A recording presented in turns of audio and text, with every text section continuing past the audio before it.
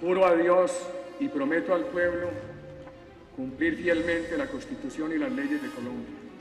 Si así fuere, que Dios, esta corporación y el pueblo os lo premien, sino que Él y ella os lo demanden.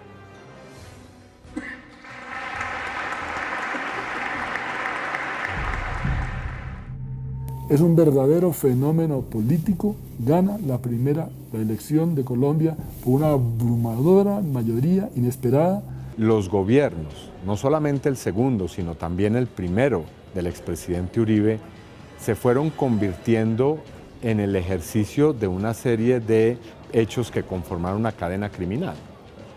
Porque primero, como lo acabo de decir, están esos hechos del pasado, un poco remoto, cuando Uribe no era presidente sino gobernador, cuando estaba ascendiendo en la política, y allí aparecen una serie de hechos que lo relacionan a él, a su familia o a miembros de su familia, a su entorno político con los paramilitares. Los fundadores y creadores de lo que se terminó llamando Bloque Metro son el señor expresidente Álvaro Uribe Vélez, Santiago Uribe su hermano, Santiago Gallón, Luis Villegas y Juan Guillermo Villegas. Los grupos paramilitares fueron en un inicio grupos de justicia privada con asesoramiento de mercenarios israelíes que buscaban frenar el accionar de las guerrillas en Colombia. Posteriormente se convirtieron en los nuevos carteles de la droga. Una vez consolidado su poder económico y territorial, estos grupos de extrema derecha fueron utilizados por los grupos económicos y políticos para reafirmar su poder en el país. Desde los años 60 que nosotros empezamos a investigar en el proyecto Nunca Más, hemos hablado de que aquí hay planes, que hay métodos, que hay estrategias diseñadas desde los sectores políticos, pero también desde el alto ejecutivo, para propiciar el que la oposición en Colombia sea acabada, sea exterminada. En 5 años, del 97 al 2002, solo en esos 5 años, los paramilitares cometieron solo en el departamento de Antioquia 106 masacres. Una masacre en Colombia se define por el asesinato en un mismo evento de por lo menos 4 víctimas. En el caso de Antioquia, cada masacre tuvo un promedio de 6 víctimas, a veces más, a veces menos, nunca menos de 4. Entonces, fue con esa ola de sangre. El mayor número de sindicalistas asesinados en Colombia es de Antioquia, ¿no? El mayor número de civiles asesinados en Colombia por parte de paramilitares es de Antioquia. ¡Continuar!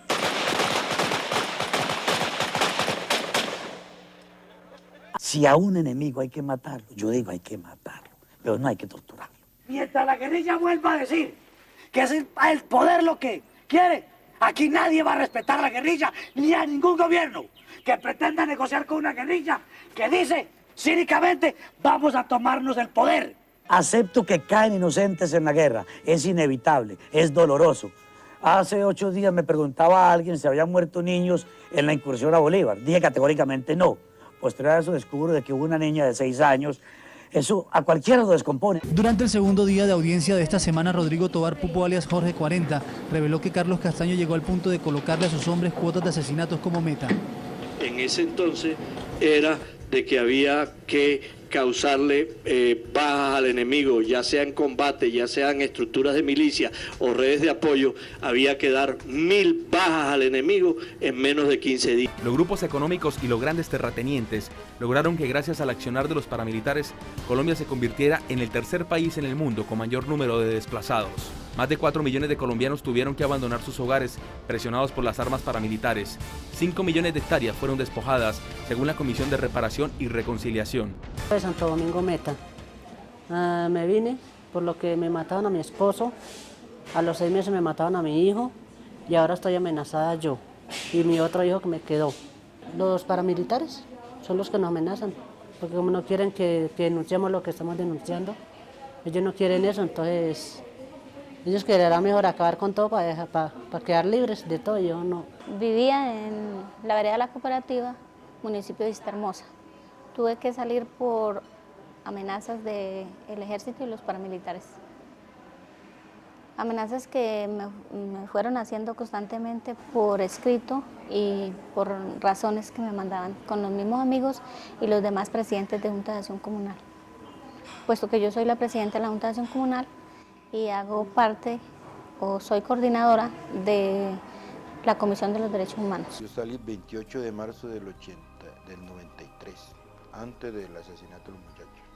Prácticamente que la causa que tenían las personas que vivíamos allá era que porque teníamos la finca ahí. Entonces esa era la única justificación que uno encontraba de parte de los adversarios, de que ellos querían las tierras. Entonces para poder sacar a la gente de allá, empezaron a matar, de a uno, de a dos, de a tres. Entonces la gente se desplazó, y después que se desplazaron, inclusive antes de desplazarse, ya los contactaban para comprarle las tierras. Y el que no vendía, pues lo mataban y le compraban a la viuda. Esa era la frase popular que ellos utilizaban.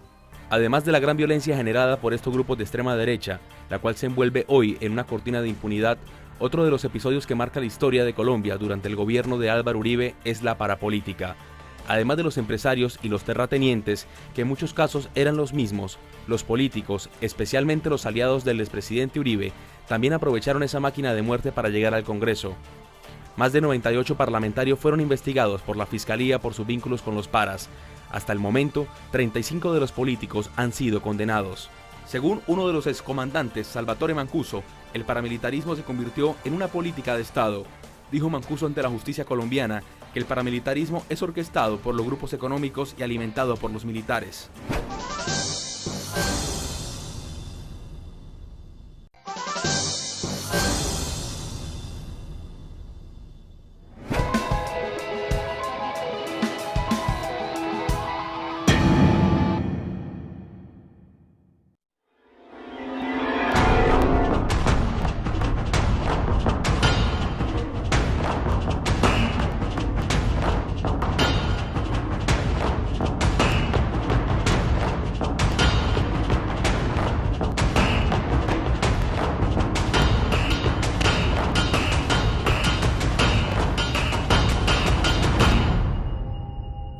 La parapolítica, es decir, la alianza entre estos escuadrones de la muerte y los políticos colombianos, tuvo su nacimiento en el Pacto de Ralito, un acuerdo secreto firmado en el año 2001 por senadores, representantes, concejales y alcaldes para un proyecto político que prometía refundar al país, en alianza con estos grupos paramilitares. Su propósito final era alcanzar el poder, la presidencia de la República.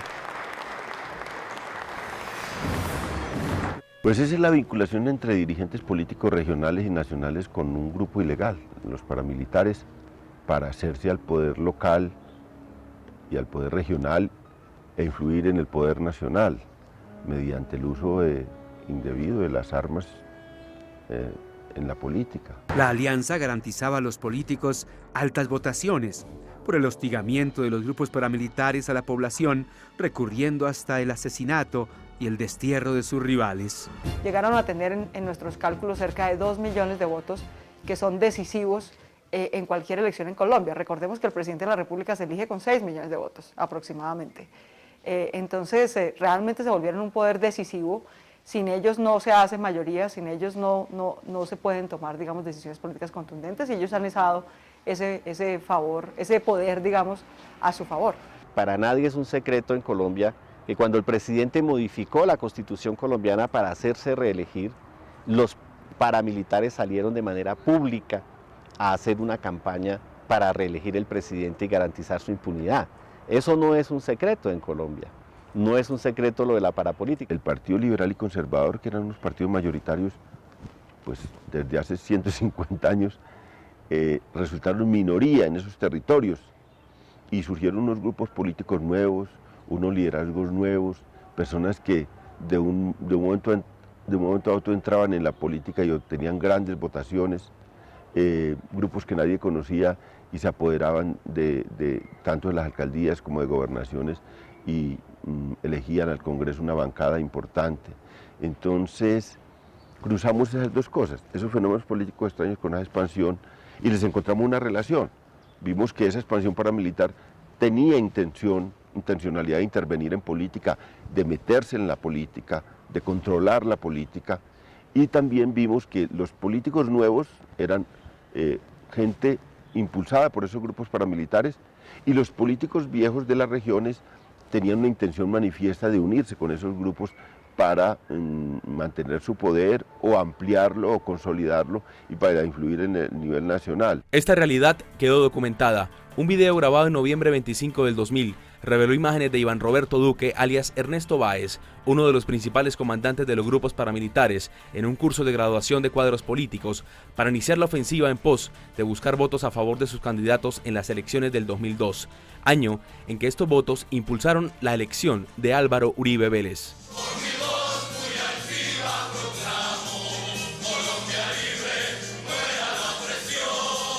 Un año después, este mismo jefe paramilitar se reúne con un grupo de habitantes del puerto petrolero en Barrancabermeja para anunciarles cuál era el candidato por el que debían votar. Con el liderazgo de las Autodefensas Unidas de Colombia, estamos lanzando una lista única al Senado de la República por todo el Magdalena Medio Unido. Una lista encabezada por el doctor Carlos Clavijo y el doctor Carlos Higuera, dos hombres de bien. Días después de este exaltado discurso, el ganadero Carlos Clavijo fue elegido al Senado de la República.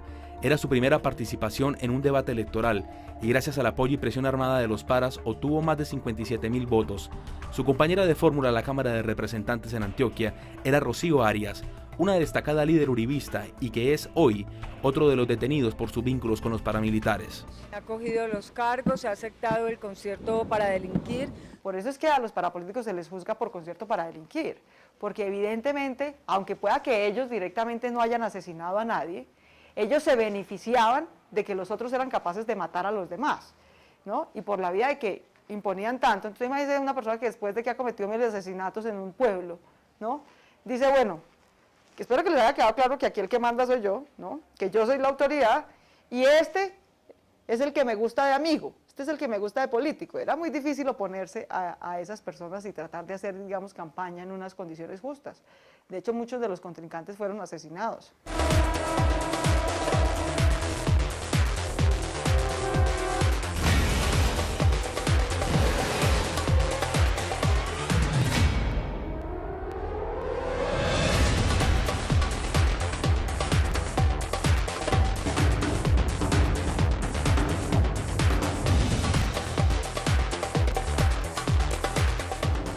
Entre los políticos encarcelados y condenados por sus vínculos con los grupos paramilitares se encuentran congresistas, gobernadores, diputados regionales y alcaldes, embajadores, algunos de gran renombre como Álvaro Araujo, hermano de la excanciller Consuelo Araujo, quien tuvo que renunciar. Quiero compartir con ustedes el resultado de una decisión que tomé y que compartí y tuve la oportunidad de conversar con el señor presidente ayer en la noche.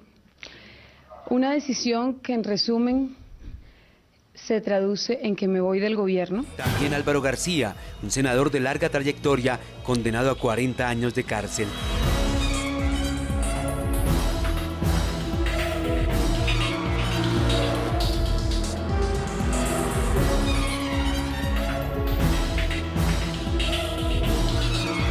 Le voy a pedir a todos los congresistas que nos han apoyado, que mientras no estén en la cárcel, a votar las transferencias, a votar la capitalización de Ecopetrol, a votar la reforma tributaria, porque nosotros, esa trampita de que yo no les puedo pedir el voto porque es inmoral, pero eso sí, que la oposición nos deje sin aprobar esta agenda legislativa, de ninguna manera, de combate somos.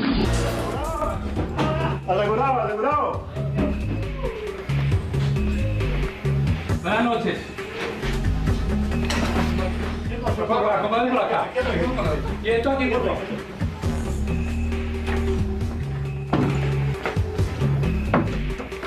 Señor, ¿cómo es su nombre? Salvador. ¿Sí? ¿Salvador qué?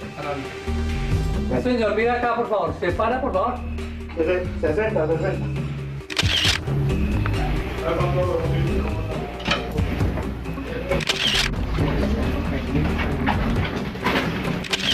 Doctora, no permita eso.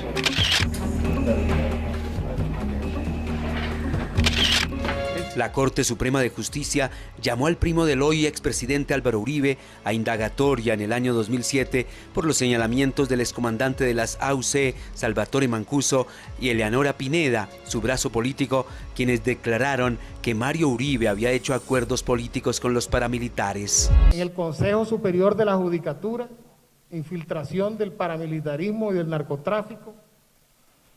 En la empresa social del Estado Luis Carlos Galán, dirigida por Faruk Urrutia, colaborador de la autodefensa, casualmente sobrino del doctor Ricardo Maya.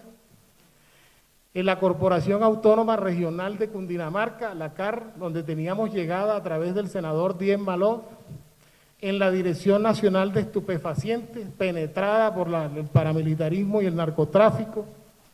El Ministerio del Interior, el Ministerio de Relaciones Exteriores, el Ministerio de Agricultura, el Ministerio de Transporte, el Ministerio de Comunicaciones, el Ministerio del Ambiente, la doctora Sandra Suárez, posiblemente colaboradora de las autodefensas, la Superintendencia de Vigilancia y Seguridad Privada, Indumil, utilizando documentación de Indumil, el DAS ingresó fusiles para las autodefensas y para el cartel del norte del Valle. El 31 de octubre, quien en ese entonces era el candidato presidencial Álvaro Uribe Vélez, aparece en una reunión con viejos conocidos, 6 jefes paramilitares que habían obtenido el título de comisarios políticos con el comandante Iván Roberto Duque.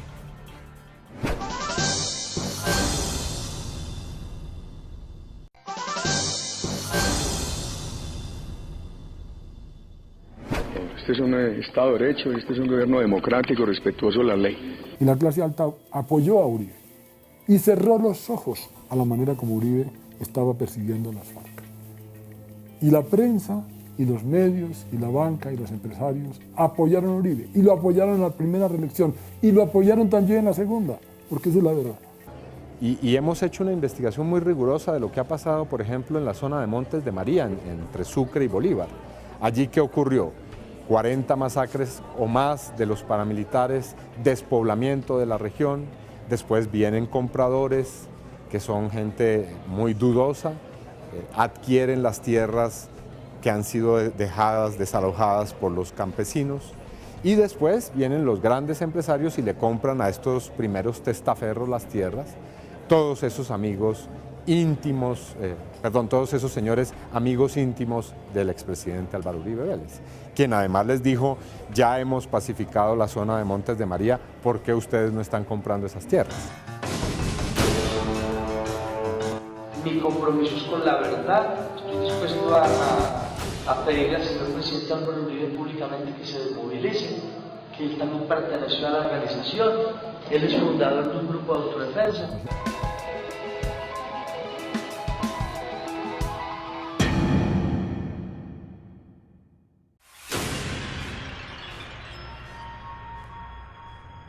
La popularidad de Uribe fue en constante aumento, gracias al respaldo de los medios de comunicación y los sectores empresariales. Un escenario propicio para hacer realidad su proyecto político, que inicialmente fue presentado como una propuesta que se extendería hasta el año 2019. El proyecto político de Álvaro Uribe, de corte neoliberal, privilegiaba a los empresarios, a los que ofreció prebendas especialmente para el cultivo de la palma de aceite. Uribe esperaba ser reelegido por lo menos 5 veces para que su proyecto se realizara, pero la reelección solo sería posible si la Constitución se sometía a una reforma. Un aspecto que no representaba mayor obstáculo para Uribe, pues desde la presidencia y utilizando todo su poder, impulsó la reforma para hacerse reelegir. A los votos de los parlamentarios se les fijó precio. 2 parlamentarios, Gidis Medina y Teodolindo Avendaño, fueron comprados por el gobierno Uribe para garantizar su reelección. Yo estuve reunida con el doctor Iván y me dijo que cuidado, iba a hablar algo, porque si no el gobierno menos iba a cumplir, y que era muy fácil que yo apareciera asesinada o que me accidentaran y dijeran la atropellaron y se murió. Según ella, Díaz Mateus le había recomendado callarse y no molestar al gobierno. Mire, China, lo mejor es pedir y ir recibiendo poco a poco, porque tú sabes que el gobierno es lento en esas cosas y mejor no tratar de hacer daño al gobierno, porque ellos al fin y al cabo son el gobierno y usted puede aparecer accidentada o muerta. Bueno, después se supo, porque yo de momento sabía lo que ella había dicho, después se supo que ofrecieron notarías, que ofrecieron puestos en el Ministerio de Salud, que hubo dinero, toda clase de prebendas, puestos según se dijo, en salud fundamentalmente y en notarías. Y a través de eso pues ellos cambiaron su voto. Por fortuna la Corte Suprema de Justicia, después de la confesión que hiciera doña Gidis ante Daniel Coronel, pues vio que eso era cierto y terminó condenando a Gidis y a Teodolindo. El 25 de junio de 2008, la excongresista Gidis Medina fue condenada por la Corte Suprema de Justicia a pagar 50 meses de prisión, luego de que confesara que había vendido su voto a favor del presidente Uribe. Por una confesión semejante fue también condenado a 8 años de prisión el congresista Teodolindo Avendaño por los delitos de enriquecimiento ilícito de particulares y cohecho propio. Lo grave del caso es que hasta estas alturas de la vida, aquellos de donde que hicieron el ofrecimiento, según se dice, de autos, que eran Sabas Pretel de la Vega y el ministro Palacios, están por la calle que yo sepa, no sé qué más habrá pasado ahí. Yo quiero que el país me crea. Quiero que el país me crea que Álvaro Uribe Vélez fue reelegido mediante fraude. Eso es lo que yo quiero que el país me crea.